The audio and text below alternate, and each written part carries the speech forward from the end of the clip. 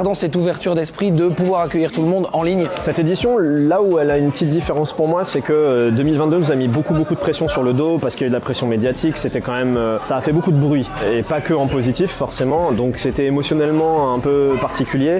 2024, on l'a abordé avec beaucoup plus de sérénité, enfin moi en tout cas, et aujourd'hui je suis content parce que l'ambiance elle est peut-être plus calme ici dans la salle, mais je la trouve aussi hyper conviviale et je trouve qu'il y a vraiment une vibe très chaleureuse, très positive. C'est vraiment, on a limite l'impression qu'il n'y a pas eu d'année de pause.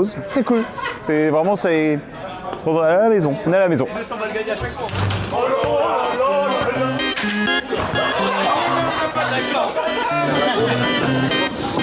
Cette année, il y a une vraie différence, c'est que les donations goals doivent être faits en majorité, je pense à 90% durant le The Event.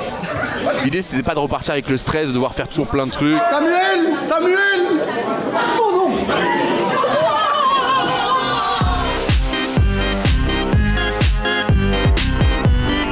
On va tester, c'est quoi? C'est le truc justement en mode la douleur de règle et tout? C'est pire, hein, c'est douleur d'accouchement. Ah, c'est accouchement? Ah oui, là c'est beau là. Ah oui, là c'est joli ça, c'est joli. C'est du café? Il se passe quoi ici là? Qu'est-ce qui se passe? Oh putain, ils sont attachés! Combien tu te... Mais t'es un ouf toi. T'as pas compris l'ambiance ici frère. Comme en 2022, cette année, c'est 5 associations qui se partageront les dons de l'événement. Ces associations, elles ont toutes pour point commun de lutter contre la précarité, et c'est d'ailleurs la thématique de cette édition. Pour la sélection des associations, en fait, on a un peu retenu la leçon avec 2022, et c'est vrai que on est un peu arrivé à un plafond où on le reconnaît tout à fait. Adrien et moi sommes pas des professionnels du milieu caritatif. Enfin voilà, c'est pas notre expertise de sélectionner des associations. Donc on s'est entouré.